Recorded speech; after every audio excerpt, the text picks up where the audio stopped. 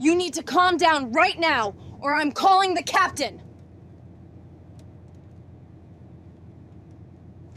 Sir, you need to calm down right now, or I will have you removed from this flight. You need to calm down, sir, or I'll have you removed from this flight.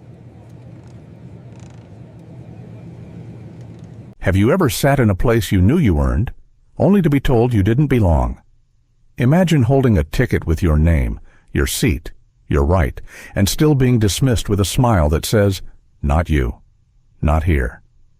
That's what happened to Malcolm Harlow, a black CEO who built his empire from nothing, only to face a moment that stripped him of dignity in front of a crowded cabin. A man in his 50s slid into his seat without proof. A flight attendant dismissed his boarding pass without a glance. And in that moment, Malcolm had a choice: swallow the insult quietly or stand his ground with grace. What would you have done? Would you avoid conflict, telling yourself it wasn't worth it, or would you hold your place, knowing a young boy was watching, learning whether dignity is negotiable? This isn't just a story about a seat on a plane. It's a story about respect, courage, and the power of silence to speak louder than shouting ever could. Stay with us. Like, share, and subscribe, and let's begin the story of the man who grounded not only a plane, but a system. What happens when even a first-class ticket can't buy you dignity? That was the question hanging in the air long before anyone on Flight 382 even buckled a seatbelt. It lingered quietly. Like turbulence you can't see, but you know is there. At 47, Malcolm Harlow had lived long enough to know how prejudice worked. It rarely shouted in your face anymore. Instead, it slipped into moments that should have been ordinary: boarding a plane, paying for dinner, walking into a meeting room, and twisted them into quiet trials of patience. Malcolm was not a man who looked for validation in other people's eyes.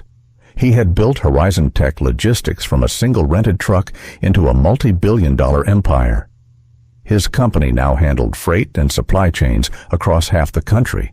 A backbone of commerce few passengers sipping their lattes in LAX even realized depended on him. He didn't flaunt it. He never needed to. His calm presence and tailored navy blazer spoke for him long before his resume did. That morning at Los Angeles International Airport, Terminal 5 hummed with its usual chorus. Rolling suitcases clattered across the tile floors. A mother shushed her toddler while trying to balance a stroller and a boarding pass. A businessman tapped away furiously on his laptop, muttering into his headset. Retirees compared gate numbers in gentle confusion, digging through purses for paper tickets. In the middle of it all stood Malcolm, composed, leather briefcase in one hand, boarding pass in the other. He looked like any other passenger. Nothing flashy, nothing loud. Just a man heading to Chicago for a contract negotiation that could reshape freight movement in the Midwest. His seat assignment was simple, clear, printed in black ink. 1A, first class to Chicago, now boarding.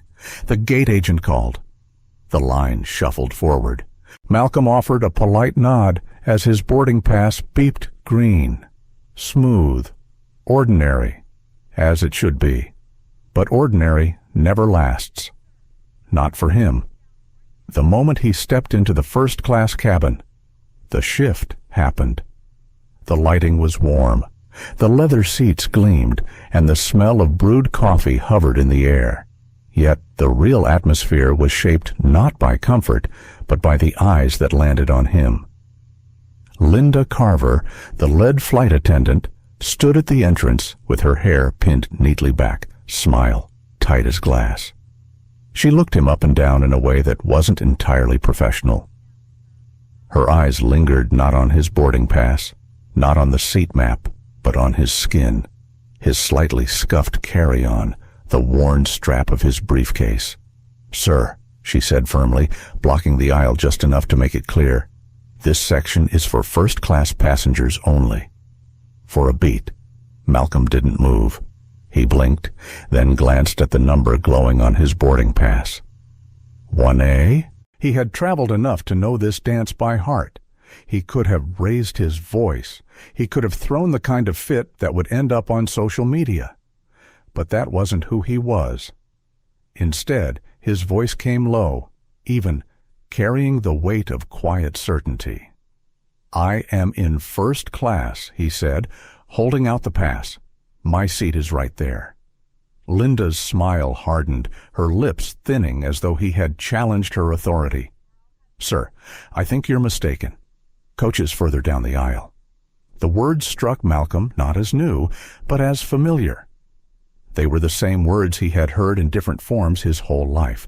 Different settings, different uniforms, always the same message. "You don't belong here." He could already feel the cabin's eyes pressing against him. Passengers paused in the aisle behind him, waiting to see what he would do. Somewhere in the second row, a teenage boy tilted his head to watch.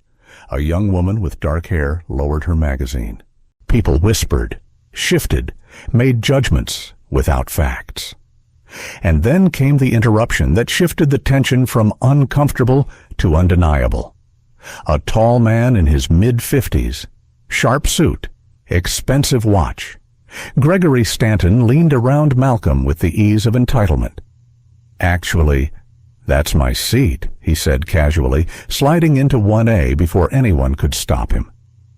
He sank into the leather cushion, pulled out his phone, and acted as though the matter was settled.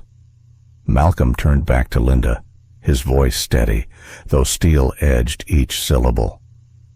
"That's my seat." Linda didn't even glance at Gregory's boarding pass. She didn't ask him for proof. She folded her arms instead.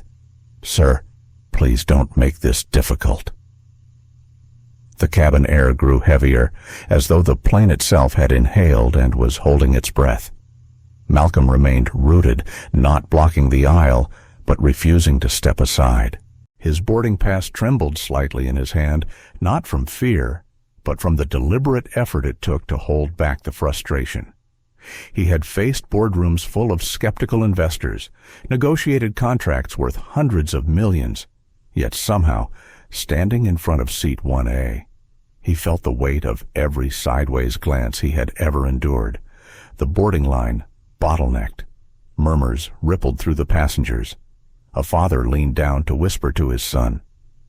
A woman in 2C frowned at the scene, her fingers tightening on a water bottle cap. Some passengers looked away, unwilling to get involved. Others leaned forward, curious, like spectators at a play. Malcolm breathed in deeply. He could walk away. He could avoid the spectacle. But in the eyes of that boy watching him, Malcolm saw a reflection of his younger self, waiting, hoping, to see if dignity was worth defending. And in that instant, Malcolm knew he would not step aside. Not this time. The line behind Malcolm stretched longer with each passing second. Passengers shifted, some annoyed, some curious. The quiet murmur of travel chatter had thinned to a tense silence. Linda Carver's jaw tightened as she stood in front of Malcolm like a gatekeeper. Her posture said more than her words ever could. She didn't believe him, and worse, she didn't care enough to check. "Sir, you're holding up the line," Linda said sharply, voice just loud enough to draw more attention. "Please move along so we can continue boarding."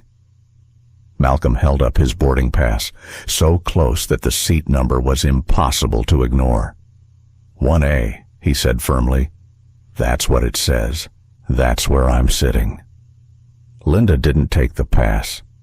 Instead, she folded her arms and exhaled as though she were doing him a favor by staying polite. "The gentleman is already seated. Let's not create a scene. I'm sure we can find you a seat in the main cabin." Malcolm's eyes flicked to Gregory Stanton. The man lounged comfortably, legs stretched, eyes glued to his phone. He hadn't even looked up, hadn't offered the courtesy of acknowledgement. To Gregory, this was settled. His silence carried an arrogance that words could never match. The irritation that pricked at Malcolm's chest wasn't new. He had felt it before in boardrooms when assumptions were made about his competence, at hotels where clerks handed keys to white colleagues standing behind him. The sting was familiar, almost expected, but expected didn't make it acceptable. Before Malcolm could respond, another voice broke the silence. From seat 2C, a woman with sharp eyes and dark hair spoke up. "He showed you his ticket. That's his seat. Why aren't you checking the comments sliced through the air?" Passengers stirred. Some nodded. Others looked away, unwilling to step into the tension. A few rows back, David Miller, traveling with his 13-year-old son, Jacob, leaned forward. He whispered something that made Jacob frown. Jacob's eyes fixed on Malcolm. Wide. Questioning. Like a student waiting to see if the lesson would be courage or concession. Malcolm could almost hear the boy's thoughts. Will he fight back? Or will he fold? Linda's expression stiffened further. She looked at the woman in 2C, but dismissed her with a forced smile. "Ma'am, please remain seated. We'll sort this out." Her eyes snapped back to Malcolm, colder now. Security can handle this if necessary. The word security carried weight. Malcolm felt the shift in the cabin. Several passengers sat straighter. The implied threat was clear comply or risk humiliation, maybe even removal. Malcolm exhaled slowly through his nose, his mind racing. He knew the trap. If he raised his voice, if he pushed too hard, it would become his fault. That was how these situations always played out. Calmness was not a luxury. It was survival. "I'll wait," Malcolm said evenly, slipping his phone from his pocket. He lifted the boarding pass closer to his chest, snapped a quick photo, then slid the phone back without explanation. His movements were precise, deliberate. Gregory finally shifted, glancing at Malcolm for the first time. He smirked, almost amused. "Look, buddy, it's not that serious. You'll get a seat. Don't ruin the flight for everybody." That word buddy delivered with that tone pressed against Malcolm like a hand on his shoulder, pushing him down. He felt heat climb his neck, but refused to give Gregory the satisfaction of a reaction. Instead, Malcolm straightened. His voice was low, controlled, sharper than raised volume ever could be. "You're in my seat. You know it. I know it. And she," he nodded at Linda, "knows it." The power of his restraint made the words sting louder than any shout. Linda's cheeks flushed. Her voice rose half a notch. "Sir, lower your voice." "I haven't raised it," Malcolm replied calmly. The tension was unbearable. The boarding line clogged completely, frustrated passengers mumbling but unwilling to intervene. Jacob tugged at his father's sleeve. "Why doesn't she just check the list?" David sighed, his tone heavy.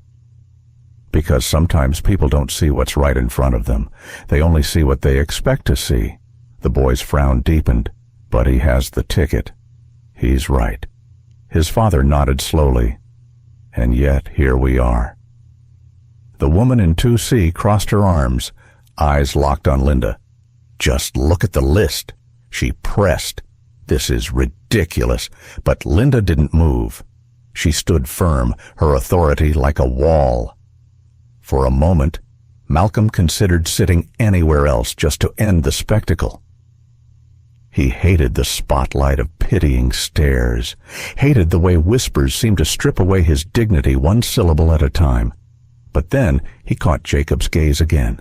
The boy's eyes were sharp, waiting. If Malcolm sat down anywhere else, what would that boy learn? That silence meant surrender. That dignity could be traded for convenience? No, not this time. Malcolm crouched slightly, lowering himself to eye level with Gregory. His voice was calm, steady. "Let me see your ticket." Gregory finally looked up, bored and dismissive. "Relax. I'll move if it's such a big deal. Maybe I got the row wrong." He unbuckled slowly, deliberately, muttering under his breath as if the inconvenience was Malcolm's fault. Unbelievable. With exaggerated reluctance, Gregory stepped into the aisle and slid into 3A. He never offered his boarding pass. He never apologized. Linda gestured sharply toward 1A. "Take your seat, sir. We need to keep moving. No apology, no acknowledgement of error, just dismissal." Malcolm sat, posture straight, jaw tight. He adjusted the strap of his briefcase and placed it carefully under the seat. The leather squeaked faintly against the floor. The sound louder in the silence. The sting lingered. The injustice wasn't erased simply because the seat was returned. It clung to the air like static. The woman in 2C leaned closer, her voice low. "I saw the whole thing. That was wrong." Malcolm pressed his lips together, nodding faintly. "Appreciate it." Her brows knitted. "You're used to this, aren't you?" He met her eyes, steady, unflinching. "Happens more often than you think." From the row behind, Jacob whispered louder than intended, "That was messed up." "Jacob." David hushed, but Malcolm turned slightly, offering the boy a faint, reassuring smile. "Thank you." Jacob shrugged, awkward but honest. "My mom says if something's wrong, you speak up." The word struck Malcolm harder than he expected. Raw, simple, true. "Your mom's right," Malcolm said quietly. The exchange left the boy thoughtful, silent. David rested a hand on his son's shoulder, grounding him. Meanwhile, Linda hurried past with a tray, eyes fixed anywhere but on Malcolm. Her cheeks were flushed, but her steps were brisk, determined. Malcolm leaned back, loosened his tie, and opened his briefcase. If she wouldn't acknowledge the mistake, he wouldn't chase an apology. But he knew. He knew this wouldn't be the end. The plane hadn't even left the ground, and already the air felt heavy with something unspoken. And Malcolm Harlow, seated finally in 1A, could feel it building the storm that every passenger on this plane would soon remember. The last of the boarding passengers trickled down the aisle, their steps slowing as they neared the first-class cabin. The air had grown thicker, heavy with whispers and stolen glances. What should have been a smooth beginning to a routine flight had become a stage, and Malcolm Harlow sat at its center. Gregory Stanton had slouched comfortably into 3A, though his body language carried the smugness of someone who believed he had lost nothing. His wife, Patricia, finally arrived, eyes scanning the cabin before she slid into 3B. She barely acknowledged Malcolm, her expression cool, as if the mere act of noticing him would be beneath her. Linda Carver, the lead attendant, busied herself with her tablet, scribbling notes as if paperwork could erase what had just happened. Each motion of her stylus seemed sharper than the last. When she finally spoke, her voice carried a brittle edge. "Sir," she said to Malcolm, "I need you to understand something. This flight cannot be delayed by unnecessary disputes. We are on a strict schedule."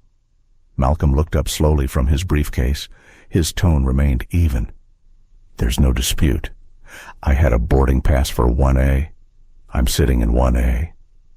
Linda's lips tightened. "Your behavior has already caused discomfort for other passengers. If this continues, we may have to involve security when we land." The threat wasn't subtle. It didn't need to be. Across the aisle, the woman in 2C raised her brows, whispering to herself. She wasn't the only one. The murmurs returned, like faint echoes bouncing around the cabin. Jacob Miller leaned toward his father, whispering not nearly quietly enough. "Why is she blaming him? He didn't do anything." David placed a calming hand on his son's knee. "Not so loud, Jacob." But Jacob's words hung in the air, undeniable. Several passengers shifted uncomfortably, avoiding eye contact with Malcolm, as if acknowledging the truth would make them complicit. Gregory chuckled under his breath, shaking his head as though the whole situation amused him. Patricia leaned toward him and whispered something that made him smirk. Malcolm inhaled slowly, fighting the urge to respond to Gregory. His patience was not weakness, though to outsiders it might look that way. Patience was strategy. Every word spoken in anger would be twisted into evidence against him. Linda moved closer, lowering her voice, but not enough that others couldn't overhear.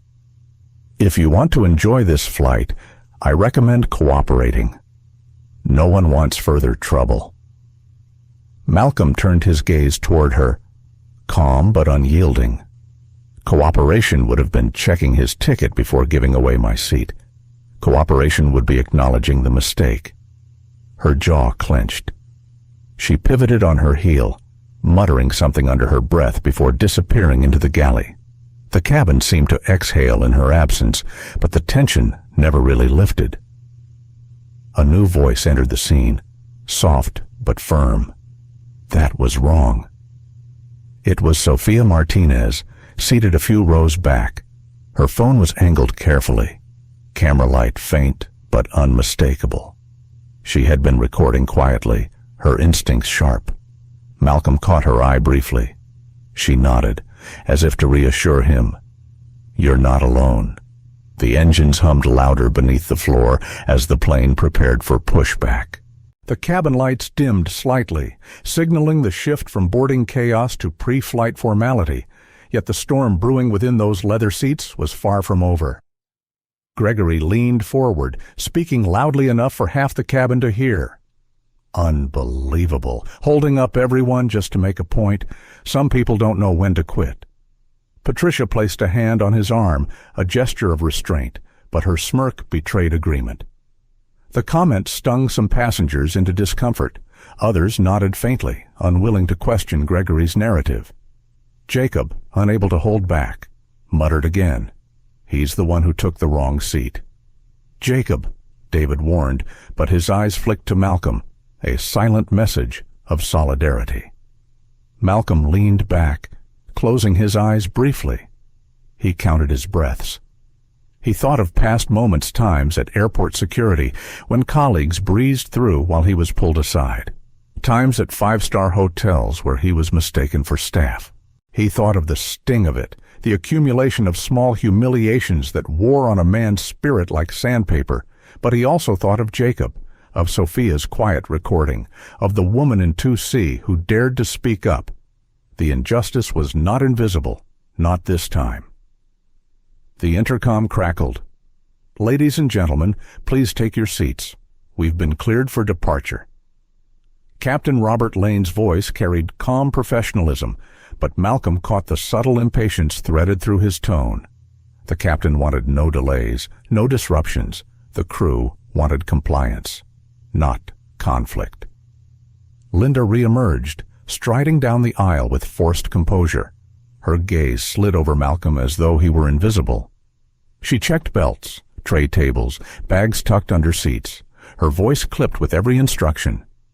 When she reached Gregory and Patricia, her demeanor softened. "Can I get you both comfortable before takeoff? Champagne would be nice," Gregory said smugly. Patricia nodded in agreement, her smile reserved only for Linda. The double standard was blatant, yet no apology crossed Linda's lips as she passed Malcolm again. Sophia whispered into her phone, barely audible. They don't even try to hide it. The hum of the engines deepened. The plane lurched forward, taxiing toward the runway. Passengers fell into the silence of ritual phones switched to airplane mode. Magazines folded, belts fastened tight. But Malcolm wasn't simply another passenger settling into routine. He was a man watching the minutes tick by, his mind already calculating. Jacob leaned across the aisle, bold despite his father's caution. "Why don't you say something? They treated you wrong. Shouldn't you complain?" Malcolm opened his eyes, met the boy's gaze. "And what do you think happens if I raise my voice right now?" Jacob hesitated. "They'll say you're causing trouble." "Exactly." The boy blinked, the realization settling over him like a weight. David watched quietly, recognizing the lesson in Malcolm's restraint. His expression softened, almost reverent. Gregory yawned theatrically, as if bored by it all. Can we just get on with the flight? The engines roared. The plane accelerated, pressing passengers back into their seats. Outside, the runway lights streaked past in glowing lines. Inside, the silence of takeoff filled the cabin. Malcolm stared ahead, posture straight, his phone resting unseen in his pocket. His earlier photo of the boarding pass was not just for record, it was preparation, insurance, leverage. He didn't need to shout to be heard. He knew other ways to speak. As the wheels lifted off the ground, Malcolm's lips pressed into a thin line. To the casual observer, he might have looked calm, even indifferent.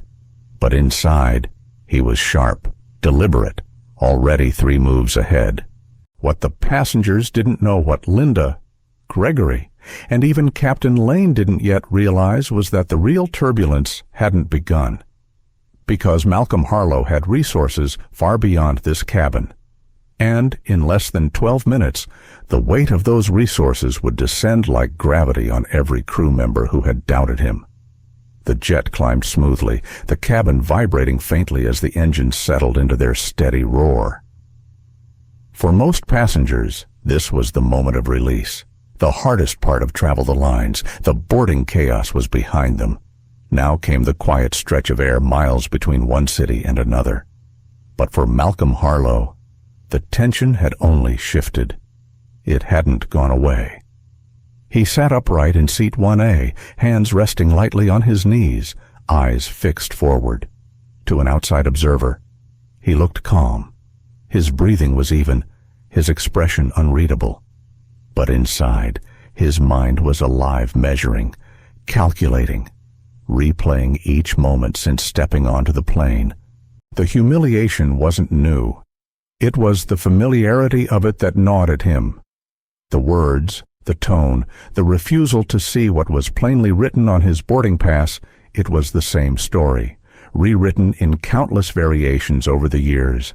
And yet, each time, it demanded a choice, fight, or fold. Malcolm thought of the boy, Jacob Miller, sitting across the aisle with eyes still locked on him. A child old enough to see what had happened, young enough to still believe adults would do the right thing. What Jacob learned here mattered. Malcolm's fingers brushed the phone in his pocket. One simple message had already been sent, a signal to his chief of staff. Nothing more than 8 words. There's a situation. Call the CEO immediately. It was enough. Across the aisle, Sophia Martinez angled her phone slightly lower, capturing the expressions of passengers, trying not to stare.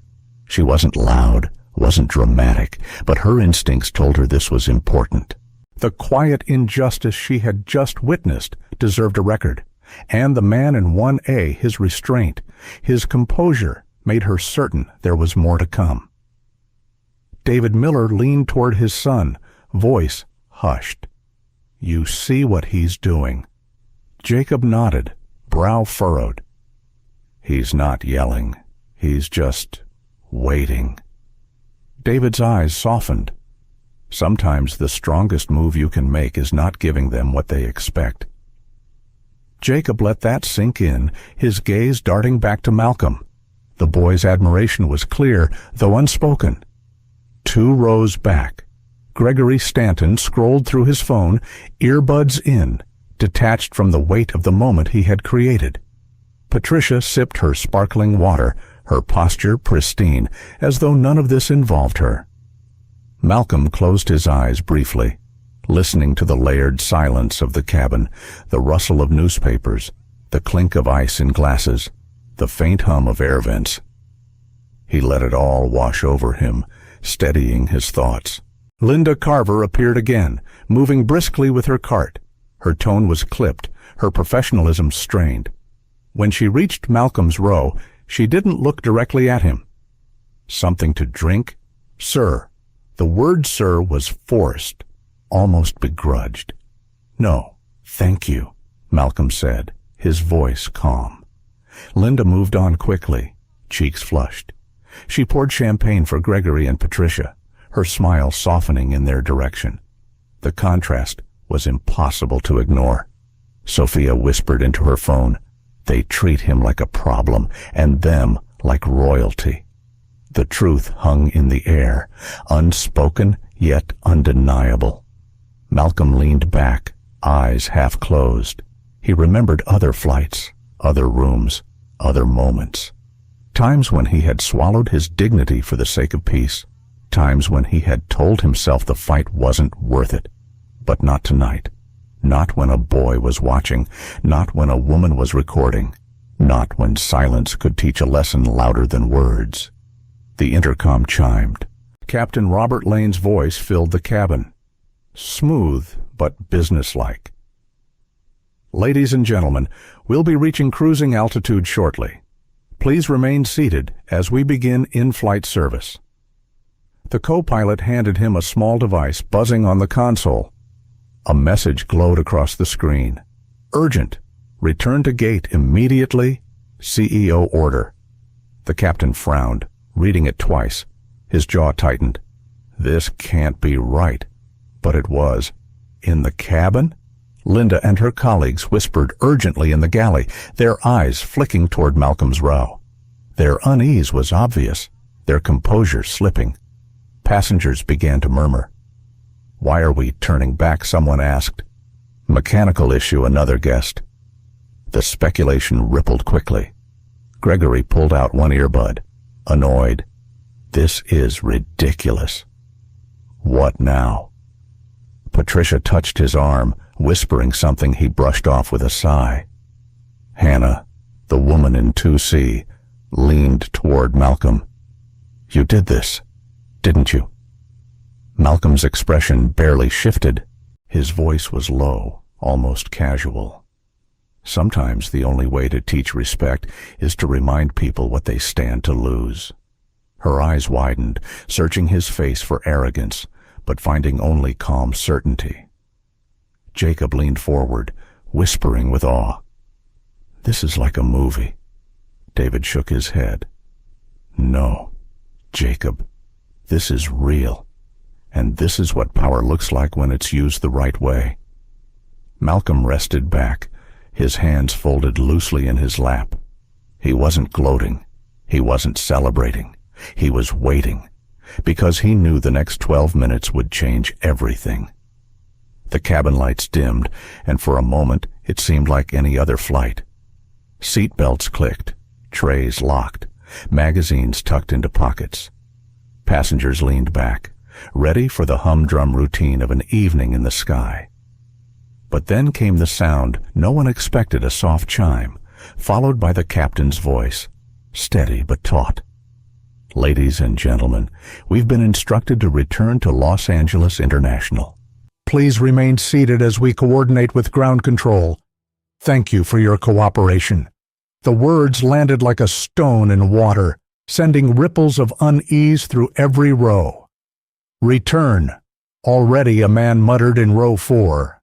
"Must be a mechanical problem," a woman guessed, clutching her glass of wine tighter. Gregory Stanton yanked out his earbuds, irritated. "This is nonsense! We just took off!" Patricia touched his arm, but her frown mirrored his frustration. Maybe there's a sick passenger speculation spread quickly, bouncing from seat to seat. The cabin hummed with anxious voices, passengers trying to mask fear with theories. But some eyes turned toward 1A, toward the man who had sat silently through humiliation, who hadn't raised his voice, who now looked as if he had known all along. Sophia Martinez whispered to her phone, her voice low but clear. "The plane's turning back. No one knows why, but everyone feels it.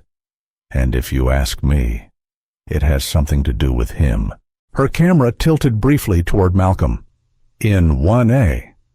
Malcolm sat composed, legs crossed, briefcase resting lightly on his lap. He didn't flinch at the announcement, didn't exchange nervous glances with anyone. He simply breathed in, then out, like a man who had prepared for this moment. Hannah, from 2C, leaned forward. You knew this would happen. Malcolm's eyes remained on the seat in front of him. Sometimes silence moves louder than noise. Her lips parted, unsure whether to respond, but she leaned back slowly, processing his words. Jacob Miller whispered to his father, "He did this, didn't he?" David gave a small nod. "Yes.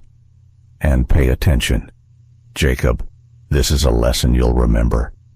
The hum of the engines deepened as the plane banked gently, turning back toward the coast.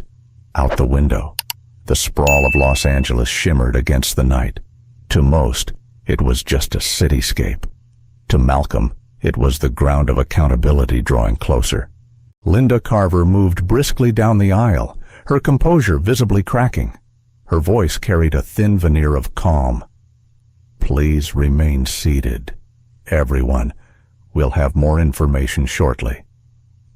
But her eyes betrayed her. She avoided looking at Malcolm. The confidence she wielded earlier, the authority she leaned on, had thinned into something brittle. Gregory scoffed loudly. Figures. All this drama over nothing. Some people just can't let things go.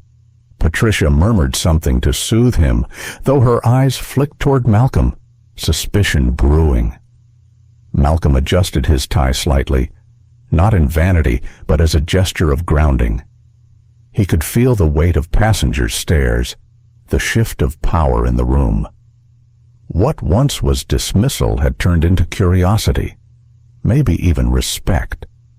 The landing came sooner than expected. The plane descended quickly, wheels thudding against the runway with a jolt that silenced even Gregory's complaints. The aircraft slowed, taxiing not toward the departure runway this time, but back toward the gate it had left less than an hour before. The intercom chimed again. "Ladies and gentlemen, please remain seated until further notice." The words hung like a warning. Murmurs rose louder. "Why can't we deplane?" someone asked. "Something's wrong," another said. Then the cabin door clicked open, and in stepped two airline executives, dressed in sharp suits, their expressions tight and unyielding. Behind them followed an airport security officer, his presence quiet but firm. The atmosphere shifted instantly. Passengers stiffened, the whispers ceased. The executives didn't glance around the cabin, didn't offer apologies to the general crowd. Their eyes cut straight to the front, to the galley where Linda stood frozen, and then to the cockpit where Captain Robert Lane's shadow lingered. Linda's lips parted, an explanation forming, but the taller executive raised a hand, cutting her off. "You'll have an opportunity to explain later. For now, collect your belongings." Gasps rippled through the rows. Hannah clapped her hand over her mouth. Jacob's eyes widened, locked on Linda. You can't just," Linda stammered. The second executive, a woman with a clipped tone, stepped forward. "We can, and we are. You've embarrassed this company and jeopardized contracts we cannot afford to lose." Her voice carried, and though she hadn't meant for it to, the entire cabin heard. Linda's face drained of color. She looked at Malcolm briefly, lips trembling, but his calm gaze gave her nothing, no anger, no triumph, only the same steady truth he had shown from the beginning. The cockpit door opened. Captain Lane emerged, hat in hand, his face tense. He spoke in a low voice to the executives, words clipped and urgent. "I've been flying for 20 years. You can't ground me mid-shift." The first executive's reply was flat. "We can when the order comes from the top. This isn't negotiable." The pilot's jaw clenched, pride and disbelief battling across his features. His gaze swept the cabin, landing on Malcolm for the first time with dawning realization. The pieces clicked. He seemed to understand who the airline had really been carrying tonight. Passengers whispered louder now. "Are they firing the pilot?" someone hissed. Eli's voice, hushed but clear, carried across the rows. He did this. Hannah nodded, her eyes never leaving Malcolm. Yes, he did. The pilot brushed past the executives, muttering under his breath. His shoulders were stiff, his pride wounded. Linda followed, her eyes darting like a trapped animal, searching for an exit that wasn't there. Together. They disappeared through the cabin door, leaving silence in their wake. The executives turned to face the passengers at last. The taller one straightened his tie. Ladies and gentlemen, on behalf of the airline, we apologize for this interruption. Your new crew will be here shortly, and we'll be on our way. Thank you for your patience. The words were polished, professional, rehearsed, but no one missed the weight behind them. In 1A. Malcolm closed his briefcase softly. He didn't smirk, he didn't gloat. He simply sat steady, letting the silence write the lesson across every face in the room. David leaned toward Jacob, whispering, "Remember this moment. This is what it looks like when a man refuses to be disrespected." Jacob nodded slowly, his young face set in something older than his years. Across the aisle, Sophia whispered to her phone, "They pulled the pilot. They pulled the flight attendant. Everyone knows why, but no one says it out loud. The man in 1A hasn't raised his voice once, and yet the entire flight has shifted around him. The truth hung in the recycled cabin air dignity defended without shouting. Accountability demanded without spectacle. And though the passengers didn't know it yet, this was only the beginning. The cabin door closed behind Captain Lane and Linda Carver with a hollow thud that seemed louder than the engines themselves. For a moment, no one moved. It was as though the entire first-class section had been sealed in glass, every breath amplified, every heartbeat echoing. Passengers leaned forward, straining to catch their bearings in the aftermath of what they had just witnessed. A seasoned pilot and a lead flight attendant, people who usually embodied authority in the air, had been escorted off the plane in full view of everyone. It was the kind of scene that belonged in whispered rumors, not reality. Gregory Stanton broke the silence first, muttering loudly enough for half the cabin to hear, "Ridiculous, completely unnecessary. Who even has the power to pull a captain off his own plane mid-shift?" Patricia touched his sleeve gently, but her voice carried a note of caution. "Gregory, maybe don't." Her eyes slid toward Malcolm, unease tightening her posture. Gregory followed her glance, his expression souring. He opened his mouth again, but thought better of it, and sank back into his seat with a huff, pulling out his phone like armor. Across the aisle, Hannah exhaled slowly, shaking her head. "I've never seen anything like that," she whispered to no one in particular. Her voice trembled, not from fear, but from awe. David Miller leaned closer to Jacob. "What did you see tonight?" he asked softly. Jacob's brow furrowed, his voice small but firm. "I saw a man not let anyone take his dignity, even when they tried." David's lips pressed into a faint smile. "Good. Remember that." Jacob looked back at Malcolm, his young face full of questions he didn't yet know how to ask. In 1A, Malcolm sat with the same quiet composure he had held from the beginning. He wasn't triumphant. He wasn't smug. If anything, he looked almost weary, like a man carrying a weight far older than the events of a single flight. His hands rested on his lap, his gaze steady but distant, as if he were seeing not just this cabin, but every cabin, every boardroom, every lobby where he had been made to prove his place. Sophia Martinez lowered her phone slightly. Her recording paused. She leaned across the aisle just enough for her words to carry to Malcolm. "You know, most people would have shouted or lost their temper. But you didn't." Malcolm turned his head, meeting her gaze with calm eyes. Shouting gives them what they expect. Silence makes them wonder. Sophia nodded, her throat tight. She knew she would remember those words long after the flight ended. The executives remained near the galley, speaking in low voices with the remaining crew. Their presence was heavy, a reminder that the hierarchy of authority had shifted. The replacements would arrive soon. But for now, the passengers were suspended in an in-between space, half in transit, half in reckoning. The couple in row 5, who had earlier whispered that Malcolm should have just gone to coach, now sat stiffly. The wife glanced toward him more than once, guilt flickering across her features. But she didn't speak. Not yet. Gregory, however, couldn't stay quiet. He pulled out his phone, scrolling with exaggerated gestures. Unbelievable! Wasting everyone's time for... What a seat! His tone dripped with derision. Malcolm finally turned toward him, not with anger, but with a calm so unyielding it felt like stone. It was never just about a seat. Gregory scoffed. Then what was it about Malcolm's voice remained level, but each word carried weight, respect, accountability, knowing the difference between authority and abuse of it? Gregory opened his mouth to retort, but Patricia's hand pressed firmly against his arm this time. She shook her head. Enough. Gregory huffed, but said nothing more.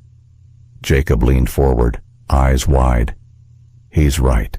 David gave a gentle squeeze to his son's shoulder.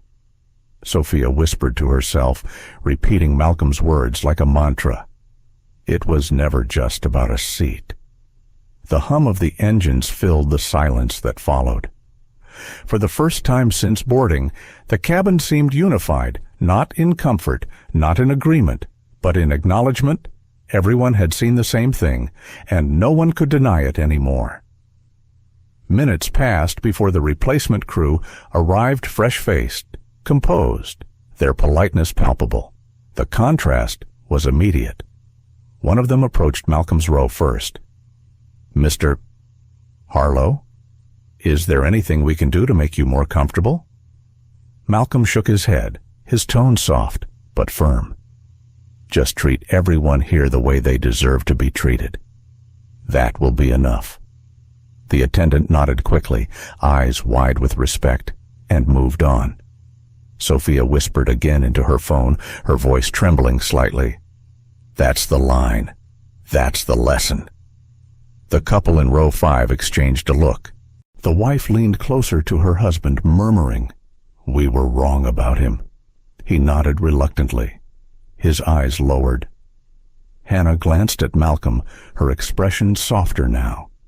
Do you always handle things this way? A faint smile tugged at the corner of Malcolm's mouth. Not always.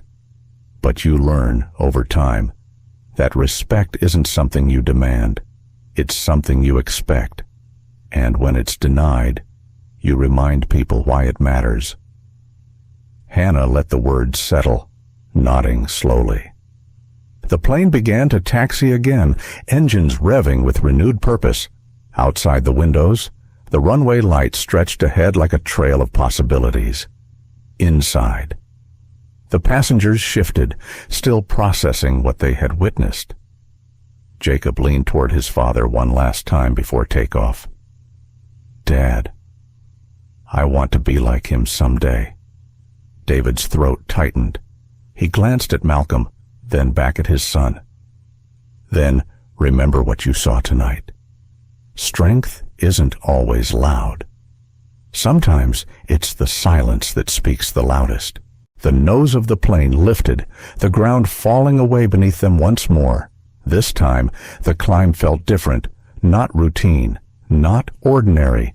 It felt charged, as if the cabin carried with it a story no one would forget. Malcolm leaned back into his seat, closing his eyes briefly. For the first time that night, peace, not triumph, not gloating, but true peace settled over him. He had not let disrespect define him, and maybe Just maybe, he had given others, especially one boy in row 2, a glimpse of what dignity really looked like. The climb was smooth this time, as if the jet itself wanted to erase the turbulence of the last hour. The engines purred, steady and confident, carrying the aircraft into the ink-dark sky above Los Angeles. The cabin lights dimmed, leaving only the soft glow of reading lamps and the blinking navigation lights outside the windows. For most passengers, takeoff was usually a moment to exhale, to sip water, open a magazine, or close their eyes. But tonight, the first-class section remained strangely awake, their collective thoughts circling the events they had just witnessed. The quiet wasn't ordinary. It was heavy, reflective, and almost reverent. Malcolm Harlow adjusted his seat slightly, resting one hand on the armrest and the other on his knee. From the outside, he looked calm, as if the ordeal had already been filed away in some distant memory. Inside, though, his mind was moving with quiet precision. He had won a battle, yes, but not the war. He knew the headlines that would follow, the calls that would be made, and the quiet backlash that often trailed a man who dared to demand dignity where others thought he didn't belong. Still, he felt no regret. Not tonight. Jacob Miller leaned forward again, unable to stop watching Malcolm. "Dad," he whispered, "he doesn't even look mad. How can he be so calm?" David Miller glanced at Malcolm before replying softly, "Because anger is easy. Control takes strength." Jacob frowned, absorbing the lesson with the seriousness only a 13-year-old could carry. He pulled out a small notebook from his backpack, the kind he usually used for math homework, and began scribbling furiously. His father peeked at the page, a single sentence in messy block letters: "Respect isn't given, it's expected," across the aisle. Hannah caught sight of the notebook and smiled faintly. She turned her attention back to Malcolm, finally summoning the courage to speak louder than a whisper. "Mr. Harlow, can I ask you something?" Malcolm shifted his gaze toward her, his expression open. "Of course. You didn't just stand up for yourself tonight. You stood up for everyone who's ever been told they don't belong." "Did you plan it that way?" He let out a quiet breath. Considering his words, no one plans to be disrespected. But when it happens, you decide what to do with it. Some moments demand you speak up, not for applause, not for revenge, but because silence would mean agreeing with the lie. Hannah nodded slowly, goosebumps prickling her arms. Sophia Martinez, sitting a few rows back, pressed record again on her phone. She wasn't sure where this footage would end up, her personal archive, a blog post, maybe even something larger, but she knew she couldn't let these words disappear into the cabin air. Meanwhile, Gregory Stanton shifted in his seat, clearly agitated. He tugged at his collar, muttered to Patricia about witch hunts and public spectacles, but his words lacked the bite they once carried. The confidence had drained out of him, leaving only bitterness. Patricia said nothing. Her silence spoke louder than any defense. The new flight attendants moved quietly through the cabin, offering drinks and meals with a professionalism that only highlighted the earlier misconduct. When one stopped at Malcolm's seat again, her voice was careful, almost reverent. "Mr. Harlow, would you like anything at all, a meal tea?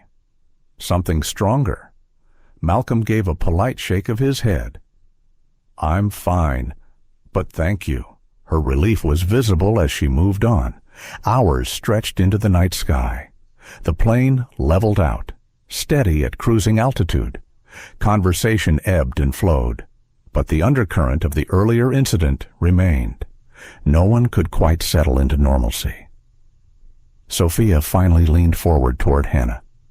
"You know this is going to blow up, right? The whole thing. People need to hear it." Hannah tilted her head. "And what do you think they'll say?" Sophia's expression hardened. Some will dismiss it. Some will call it exaggerated, but others will finally see. And maybe that's enough. Malcolm overheard but didn't interject. He had learned long ago that change never came from one voice alone. It took witnesses, storytellers, people willing to amplify what was too often ignored. Jacob scribbled again in his notebook, his handwriting jagged from the turbulence.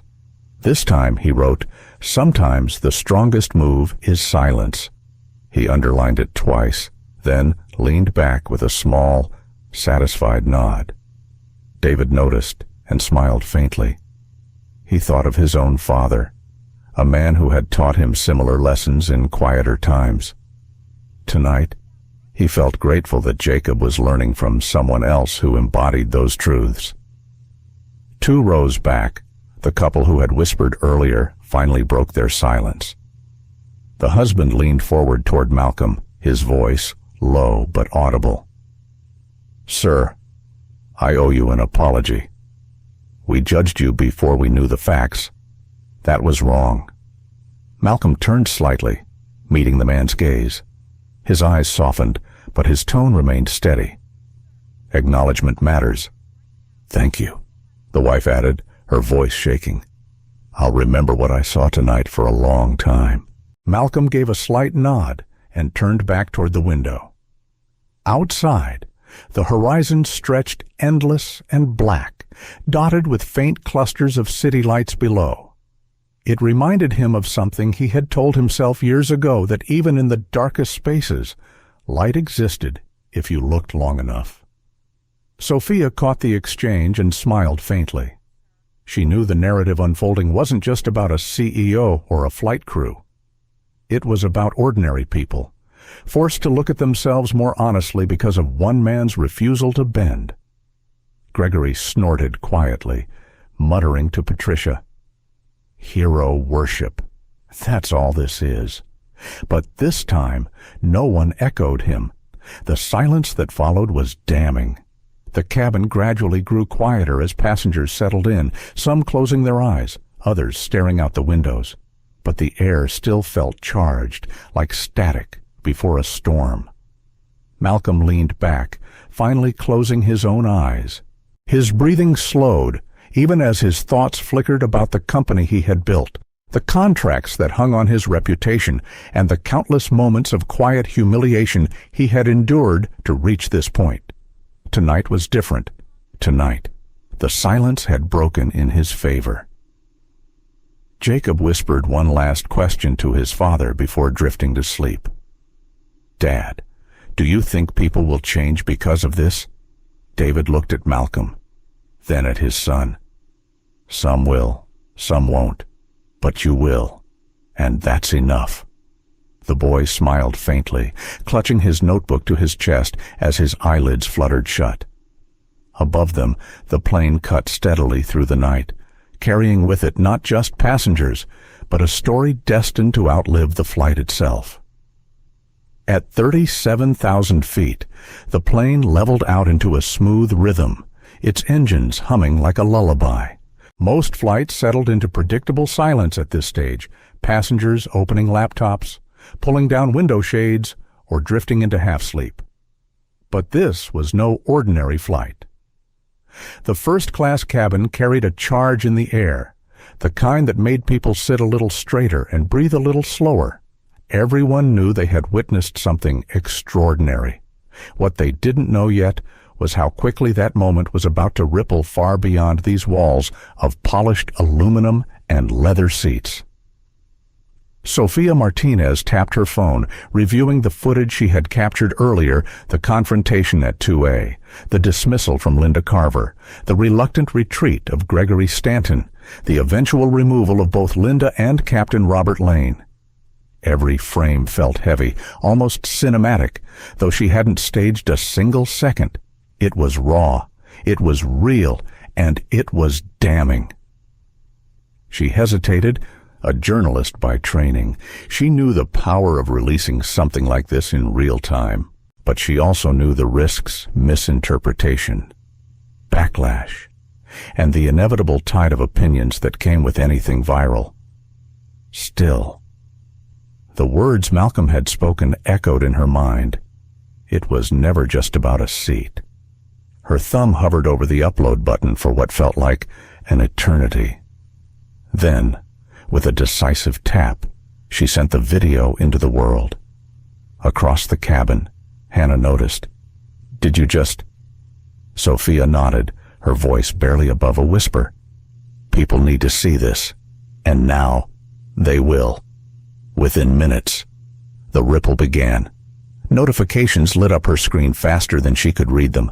Comments, shares, retweets, voices piling on top of one another like waves against rock. By the time the seatbelt sign flicked off, the video had already crossed 100,000 views. Hannah's eyes widened. "It's that fast," Sophia swallowed. "It's only the beginning." Malcolm sat in 2A, unaware at first. His gaze was fixed out the window, on the endless blackness punctured by scattered pinpricks of light below. He wasn't naive.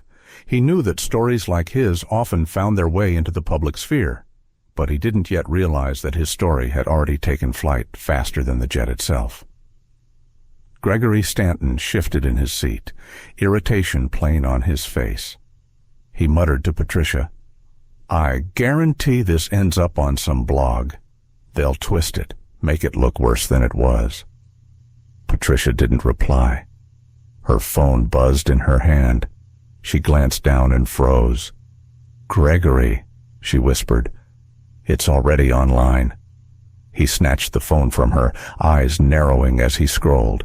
His own face filled the screen the moment he had arrogantly dismissed Malcolm, the second he had claimed a seat that wasn't his. The captions were "Merciless wealthy passenger steal seat from black CEO, airline staff complicit." His cheeks flushed crimson. "This is outrageous.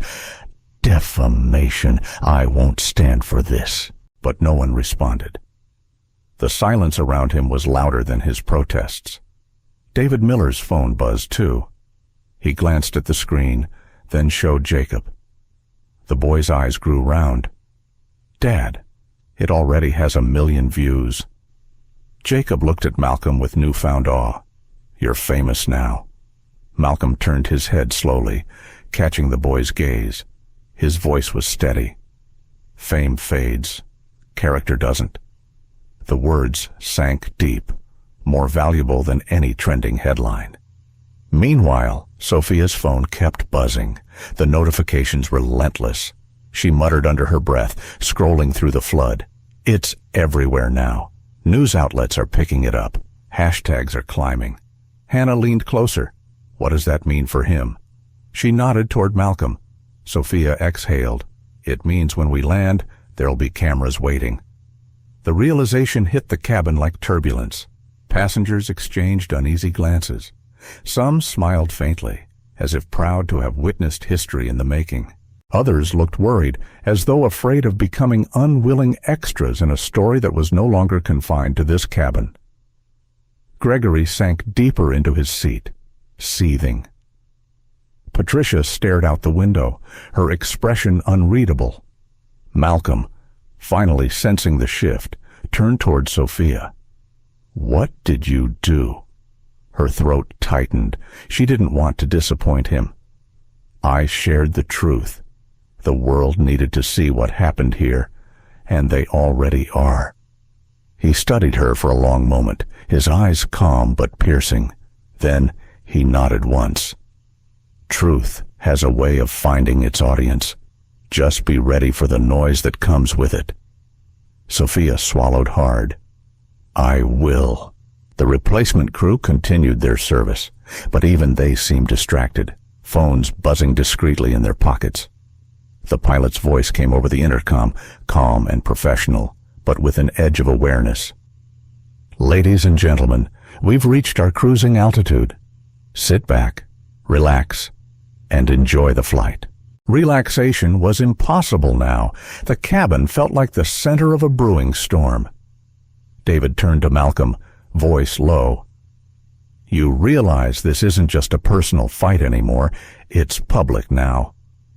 Malcolm gave a faint smile, almost bittersweet. It was never just personal. Not really. Jacob looked between them, confusion and curiosity battling on his face. "What do you mean?" Malcolm leaned forward slightly, his tone quiet but firm. "When something wrong happens in plain sight, it stops being about one man. It becomes about everyone watching what they choose to accept and what they refuse to." Jacob scribbled the words quickly into his notebook, underlining them twice. 2 rows back. The couple who had apologized earlier glanced at each other again. The husband whispered, "He's right. This isn't about comfort anymore. It's about who we are when no one's watching. Except now. Everyone's watching." His wife nodded, her eyes damp. And thank God someone finally refused to stay quiet. Hours ticked by, the cabin slowly dimming as passengers tried to rest. But sleep was hard to find when the outside world was erupting. Sophia's phone finally died, but not before she glimpsed the numbers climbing into the tens of millions. Malcolm sat still, his eyes closed, but his mind alive with thought.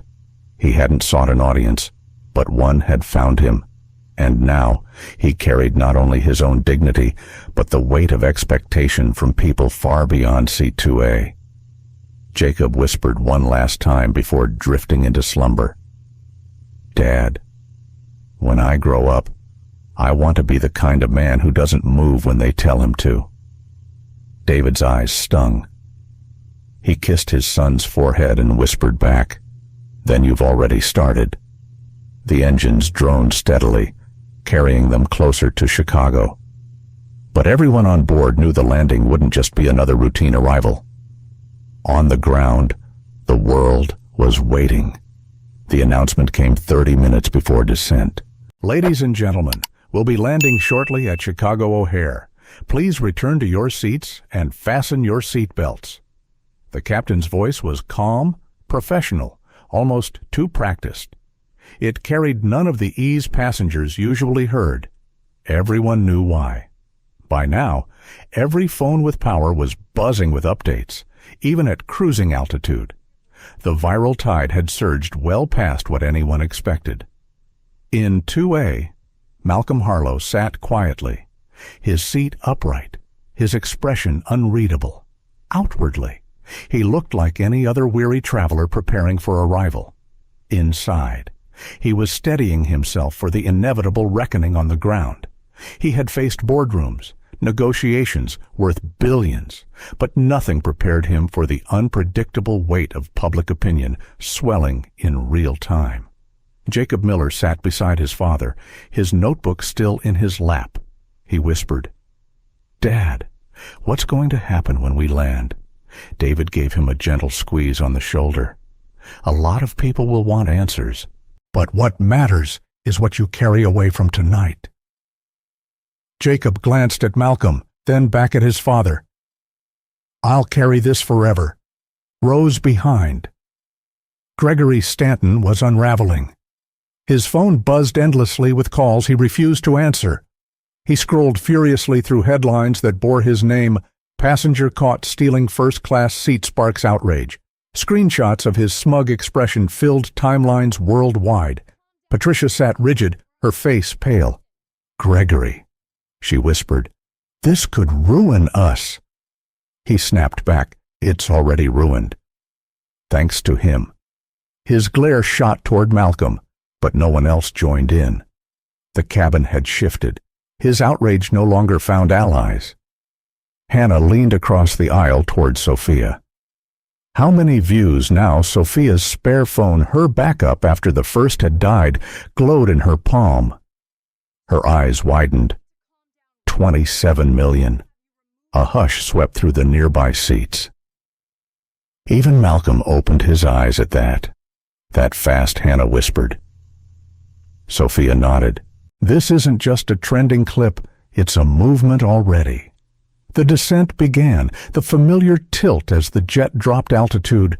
The cabin trembled with turbulence, but passengers hardly noticed.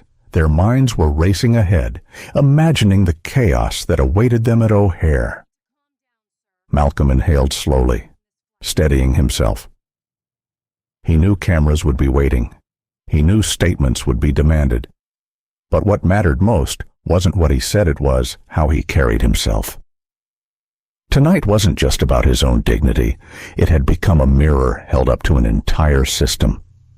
As the wheels touched down with a screech of rubber against asphalt, a collective breath seemed to hold in the cabin. The reverse thrust roared, slowing the aircraft, and the runway lights streaked past in blurred lines of gold.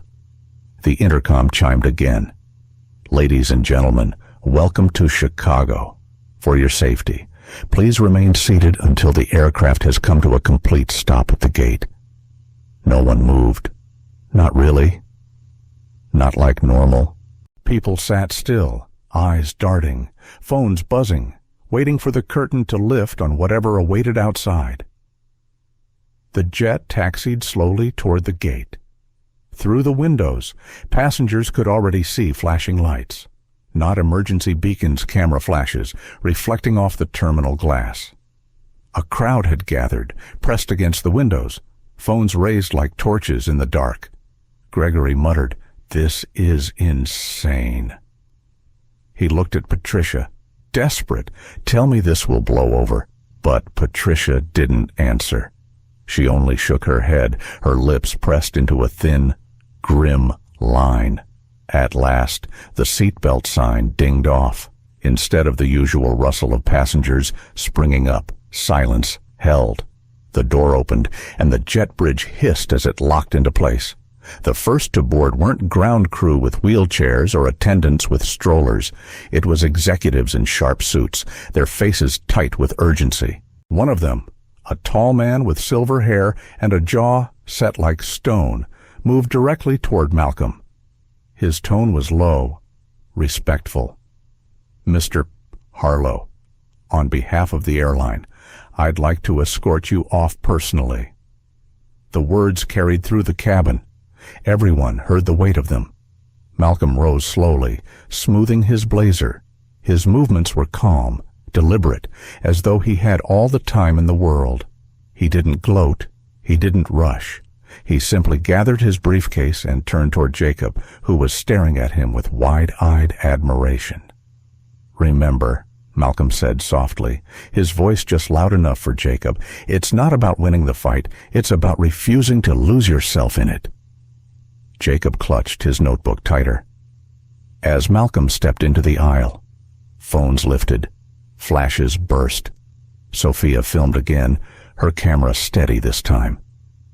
The cabin had transformed into a stage, and Malcolm, whether he wanted it or not, was at its center. Gregory half rose from his seat, his voice sharp. "What about me? Do I get an escort or just a public hanging?" The executive turned his gaze briefly on Gregory, his tone clipped. "Security will meet you shortly." "Sir." The passengers murmured, some with audible approval, others with uneasy silence. Gregory sank back, humiliated. Malcolm walked forward, each step measured. Passengers leaned away to make room, their eyes following him. Some offered small nods of respect. Hannah whispered, "Thank you." As he passed, Sophia lowered her camera for a moment just to say, "The world needed this." At the door, another executive waited, joined by uniformed airport security. Not for Malcolm, for Gregory. The sight drew another round of hushed gasps. Malcolm stepped into the jet bridge, greeted instantly by a wall of camera flashes. Reporters shouted questions, microphones thrust forward. "Mr. Harlow, how do you respond to the incident on board? Do you believe this was racially motivated? What do you want to see happen to the airline staff involved?" Malcolm paused, holding his ground at the edge of the bridge.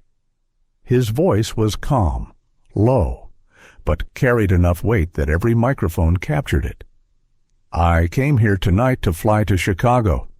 I paid for my seat, like any other passenger. What I didn't pay for was to be told I didn't belong. That's a cost no one should carry. And tonight, we saw what happens when silence is not an option. This isn't about me alone. It's about every person who's ever been dismissed, overlooked, or told they didn't deserve the place they had earned. Dignity is not a luxury. It's a right. The crowd erupted, some in cheers, some in a frenzy of more questions. Cameras rolled, flashes popped, voices shouted over one another. Malcolm didn't stay to answer further. With a respectful nod to the executives beside him, he walked forward, his silhouette swallowed by the flood of lights and questions. Inside the cabin, passengers slowly stirred from their seats. Conversations buzzed, phones lit up again, and Jacob whispered to his father. He didn't just ground the plane, he grounded the whole system. David smiled faintly. And maybe now it'll have to take off differently. Gregory Stanton was escorted out last, flanked by security. His protests echoed down the jet bridge, sharp but powerless. Patricia followed silently, her head lowered. Back in the aisle, Hannah turned to Sophia. You realize you just changed his life and maybe a lot more than that. Sophia exhaled, her camera still in her hand. No, he changed it. I just made sure no one could look away.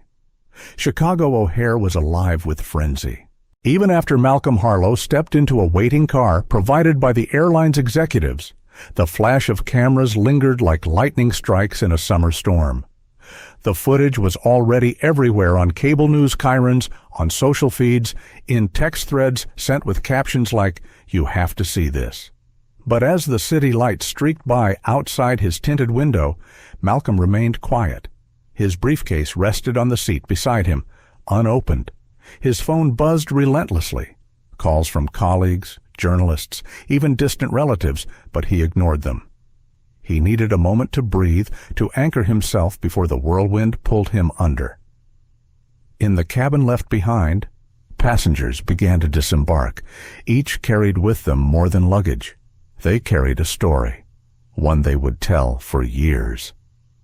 Hannah walked slowly through the terminal, her mind replaying Malcolm's words. Respect isn't something you demand. It's something you expect. She whispered them under her breath, committing them to memory. David Miller guided Jacob through the crowd, the boy clutching his notebook like treasure. Dad, Jacob asked, do you think I'll ever see him again? David smiled faintly. Maybe, but you don't need to. You've already learned what you needed. Jacob opened the notebook, reading his own scribbled lines aloud. Strength isn't always loud. Sometimes silence speaks louder. His voice cracked a little, but pride shone in his eyes. Sophia lingered near a cluster of reporters, her camera still warm in her hands. She had already uploaded a second video, Malcolm's statement at the jet bridge. It was spreading even faster than the first. Colleagues from newsrooms she once only dreamed of joining were suddenly in her inbox. She felt dizzy with the weight of it, but also grounded. This wasn't about her career. It was about truth, and truth had found its vessel. Gregory Stanton, however, was not so lucky. Escorted by security, his shouts of defamation and false narrative rang hollow. Patricia trailed behind, silent, her eyes fixed on the floor. The once confident businessman looked small now, swallowed not by the crowd, but by his own arrogance exposed. The cameras caught him too, but his story was already written in shame. For the airline, the fallout was immediate. By morning, statements had been released, apologizing publicly to Malcolm Harlow and to every passenger who had witnessed the discrimination. Promises were made, internal reviews, sweeping reforms, accountability for those involved. But Malcolm knew words alone were fragile. He would demand more. The following week, he stood not in a cabin, but at a podium in a downtown Chicago hotel. Executives flanked him, their faces stiff. But he spoke with the same calm gravity he had on the plane. This was never about one seat. It was never about one flight. It is about the culture we accept or refuse to accept.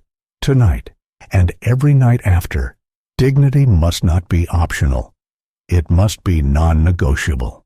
The room erupted in applause, but Malcolm didn't pause for validation. He laid out concrete steps, mandatory anti-bias training for every employee, independent oversight boards, transparency in customer complaints, and a zero-tolerance policy for discriminatory behavior. It was bold, sweeping, and unmistakably necessary. Behind him, Sophia filmed again, now credentialed by a national outlet, in the audience. Hannah sat near the front, her eyes wet with conviction. David and Jacob were further back, the boy clutching his notebook, adding more lessons in real time. And Gregory. His absence was louder than his presence had ever been. His company released a statement of its own, one distancing itself from him, citing behavior inconsistent with our values. The man who once believed a seat was his by birthright had lost far more than an airline chair. For Malcolm, the days that followed were relentless. Interviews, meetings, strategy sessions. But in quiet moments, he thought of Jacob's wide eyes on the plane, the boy writing notes as though each sentence were scripture. That, he knew, was the true measure of change. Not headlines, not stock prices. Hearts reshaped one story at a time. Weeks later, he boarded another flight, this time from New York to Atlanta. As he stepped into the first-class cabin, a flight attendant smiled warmly, checking his boarding pass with care. "Welcome aboard, Mr. Harlow. We're honored to have you with us." There was no hesitation, no sideways glance, no subtle dismissal, just respect. Malcolm inclined his head, taking his seat. For a moment, he allowed himself a rare smile, not of triumph, but of hope. On another plane somewhere. Jacob Miller looked out a window at the clouds, notebook open on his lap. He had written one final line on the last page. Dignity has no seat assignment. It belongs to everyone. And somewhere else. Sophia edited footage that would soon become a documentary, not just of Malcolm, but of a moment when silence broke and change began. The echoes of Flight 382 stretched far beyond that night in the sky. They reached into homes, boardrooms, and classrooms, challenging people to look again at the difference between authority and respect, between silence and dignity. For some, it was just a story. For others, it was a turning point. For Malcolm Harlow, it was proof that even in the confined cabin of an airplane, a man's refusal to surrender his place could ground more than a plane. It could ground arrogance, expose injustice, and remind the world of a truth too often forgotten: respect is not a privilege. It is a right. And as the engines roared into another climb, somewhere above the clouds, that truth traveled on, steady, undeniable, and free. The story of Malcolm Harlow is more than an airline incident. It is a mirror reflecting the choices we all face. Life often places us in situations where our dignity is questioned, where people expect us to shrink or stay silent. Malcolm's calm defiance shows us that true strength is not always loud. Sometimes it is the quiet refusal to surrender who you are. For older viewers who have lived through decades of change and challenge, this story reminds us of something timeless. Respect is not a privilege granted by others. It is a birthright. Whether in a crowded bus years ago, a workplace that underestimated you, or a family gathering where your voice was dismissed each moment, is a chance to stand, not just for yourself, but for those watching. The lesson is clear when faced with disrespect. You have a choice. Retaliation proves a point. Accountability teaches one. And in the silence of dignity, generations learn what true strength looks like. Thank you for sharing this journey with us. If Malcolm's story touched your heart, let it inspire you to carry dignity into every space you enter.